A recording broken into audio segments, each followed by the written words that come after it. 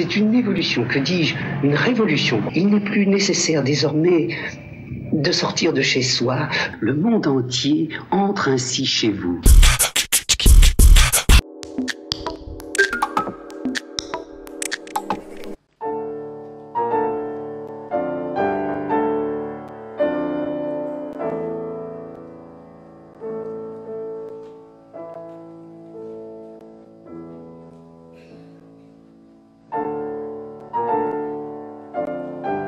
Trois couteaux, bonjour. Bonjour. Alors vous êtes sympa d'avoir accepté notre interview suite au concert que vous venez de donner, généreux concert que vous venez de donner avec des leaders de Brahms, Schumann, Mendelssohn et Strauss. C'est la première fois que je vous entends et que je vous vois en live ici au festival de Salon. Vous êtes pianiste et Eric Lesage m'a dit que vous aviez été un de ses élèves. Donc le lien avec Salon s'est fait naturellement par Eric, j'imagine. Absolument, c'est vrai que c'était une grande joie de venir, d'être invité par Eric, puisque bon, ça fait un certain temps que je ne suis plus étudiant dans sa classe, mais il se trouve qu'on garde toujours des liens, et c'est vrai qu'un professeur il marque plus ou moins musicalement ou dans la personnalité. Et c'est vrai que Eric il a toujours su faire les choses sans forcément les expliquer, mais en amenant vers une certaine direction musicale. Donc il avait une manière d'enseigner comme ça, et il a aussi voulu partager la scène, donc ça c'est plutôt flatteur quand on est un de ses élèves.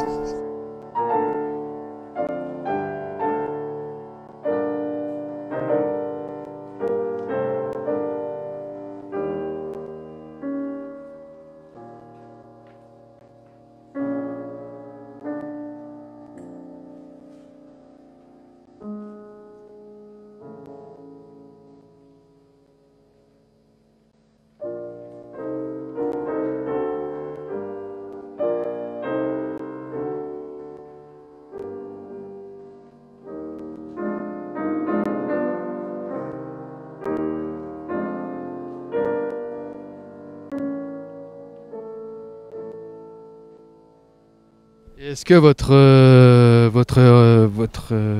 quand vous avez exercé la gymnastique, est-ce que la façon dont on travaille la gymnastique, est-ce que ça vous a apporté des choses dans la position, enfin je sais pas, dans la position du corps pour le piano, pour ce travail pianistique?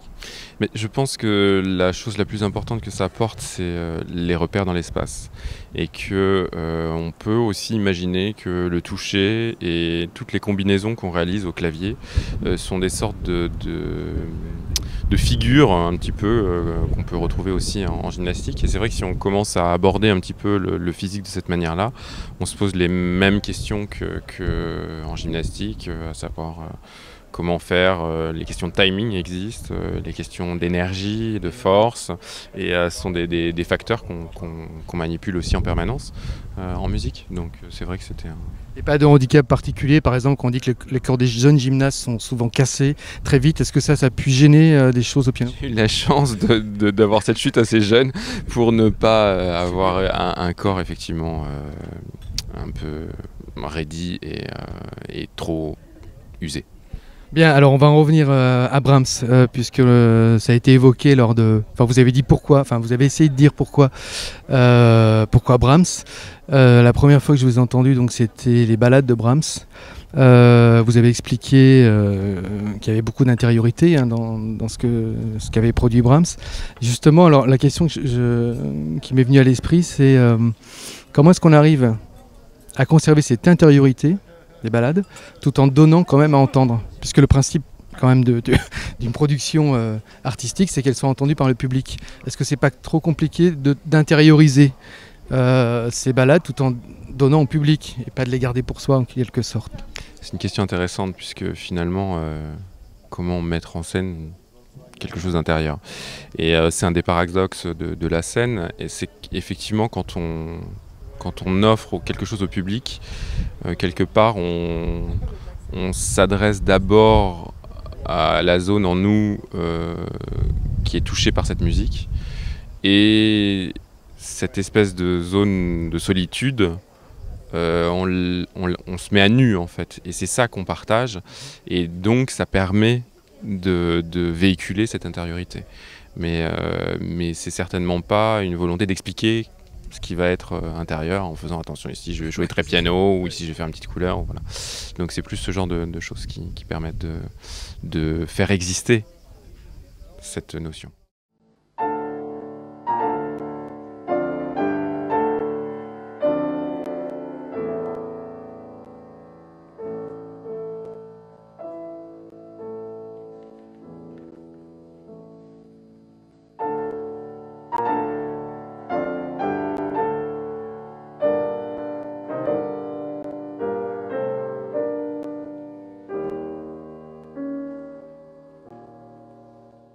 Est-ce qu'il y a un interprète qui vous a particulièrement marqué dans l'œuvre pour piano de Brahms?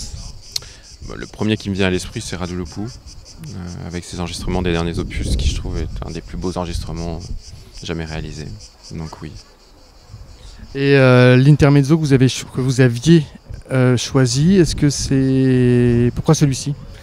C'était le numéro, je ne sais plus lequel. Le 1, c'est ça. Je crois qu'il y en a 4. Il y en a 3. Et pourquoi le premier? C'est un de mes préférés, que c'est une berceuse et que ça parle beaucoup d'amour. Voilà. Alors même si l'histoire est un peu triste, c'est quelque chose qui m'a beaucoup touché et voilà, que j'aime jouer sur scène.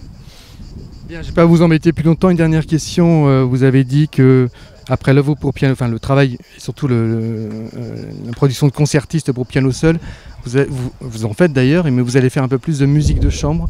Et là, c'est un peu plus délicat.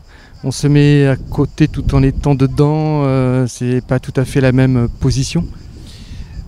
C'est une alchimie, alors c'est une autre alchimie, c'est une alchimie seule, mais c'est une alchimie aussi à plusieurs. Et c'est vrai que de partager, on partage la scène, quand on partage quelque chose, c'est qu'on met en commun quelque chose. Donc c'est vrai qu'il y a un impératif d'aller vers les autres, vers ce qu'ils proposent, de recevoir ce qu'ils proposent et de surfer sur la vague, de prendre la vague et d'en profiter pour justement prendre ça comme une source d'inspiration et d'élan. Donc ça c'est une grande chance d'être ici avec des solistes aussi forts et musiciens et aussi simples sur scène, donc c'est un grand plaisir.